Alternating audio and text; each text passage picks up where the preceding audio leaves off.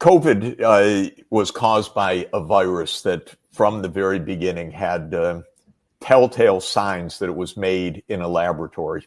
Right. And I've studied this very intensively over the last 4 years because I chaired a global commission about these issues.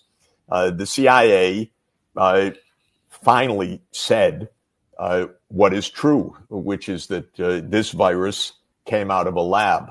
What they didn't tell you, and what's quite important, is that it almost surely was made in a U.S. laboratory. Oh boy! Not in a Chinese laboratory. It may have been tested in a Chinese laboratory, but it was made in a U.S. laboratory, probably in the University of North Carolina. By the way, just to mention, we have a lot to learn, but there's a lot of trail about this. It's awful, and it was hidden by the Biden administration.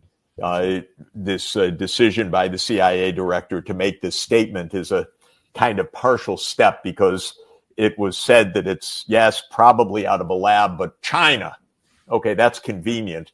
But the truth is it was probably out of a lab made by U.S. scientists and perhaps sent to China for testing. One very good theory is that the Wuhan facility has a colony of a specific kind of bat population that the U.S. scientists wanted to use for testing this new virus, because they wanted to see whether these bats in China would be susceptible to this newly concocted virus. But there's a big trail of evidence. In the end, it's not going to be the CIA, it's going to be the FBI if they ever get on this to crack this case, because this is an inside U.S. job, and it wouldn't be so hard to find out. Probably they know.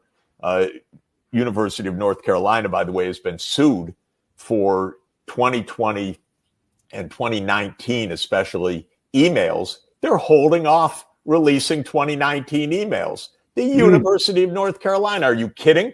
They should be the first to say, in the public interest, we release everything so that we can understand what happened.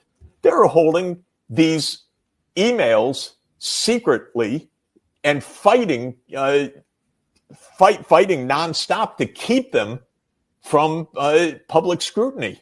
And that's unbelievable. We do need to find out what happened. There's good reason to believe that Tony Fauci funded extraordinarily reckless, dangerous research that went awry.